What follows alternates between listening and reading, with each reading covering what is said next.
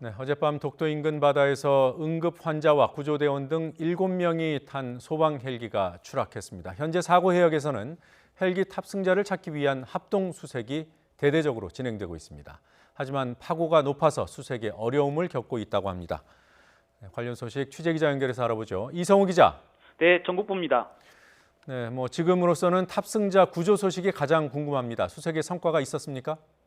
네, 안타깝게도 아직 탑승자의 구조 소식은 들어오지 않았습니다. 사고가 발생한 지 벌써 14시간이 지났는데요. 밤샘 수색과 오전부터 사고 현장에 수색 장비와 인력을 본격적으로 투입했지만 별다른 성과는 없는 상태입니다. 현재 함선 19척, 소방 헬기와 공군 초계기 포함한 항공기 8대를 투입해 수색이 이어지고 있습니다.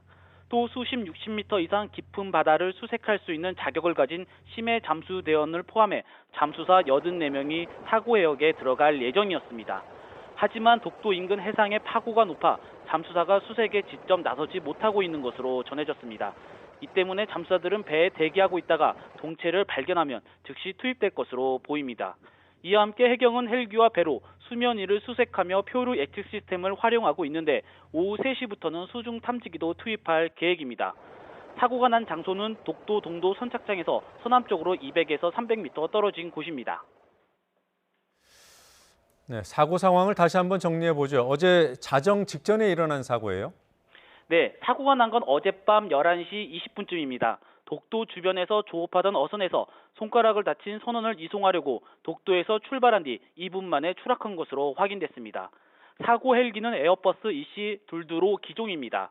대구에 있는 중앙119 구조본부, 영남119 특수구조대에서 밤 9시 33분에 출발했습니다. 울릉도에 밤 10시 50분쯤 도착해 연료를 주입하고 이후 다시 독도로 날아가 환자를 태우고 밤 11시 22분쯤에 이륙했습니다. 하지만 독도에서 다시 날아오는 지 2분이 채 지나지 않아 추락한 것으로 확인됐습니다. 사고 상황은 당시 현장에 있던 독도 경비대장이 직접 보고 119에 신고했습니다. 현장을 목격한 독도 경비대장은 헬기가 이륙한 뒤에 남쪽으로 비스듬하게 날다가 지나치게 고도가 낮아졌고 결국 서서히 바다로 추락했다고 당시 상황을 설명했습니다. 추락한 헬기는 지난 2016년 3월에 도입했고 지난 9월 23일부터 10월 18일까지 점검을 마친 상태였습니다. 당시 점검에서는 안전에 문제가 없다고 확인됐습니다. 정확한 추락 원인은 헬기를 끌어올린 뒤 블랙박스를 확인해야 가능할 것으로 보입니다. 네, 사고 헬기에 타고 있었던 사람들은 모두 몇 명이죠? 네, 응급 환자와 보호자, 구조 대원까지 모두 7명이 타고 있었습니다. 기장 46살 김모 씨, 부기장 39살 이모 씨, 정비사 45살 소모 씨, 구급대원 29살 박모 씨, 구조대원 31살 배모 씨 등 5명이 중앙119 구조본부 소속입니다. 또 응급환자 50살 윤모 씨와 보호자 46살 박모 씨가 함께 탑승하고 있었습니다. 오전 브리핑 장소에 실종자 가족 한 분이 찾아오셨는데요. 실종자 수색을 위해서 모든 인력과 장비를 투입해달라고 호소했습니다.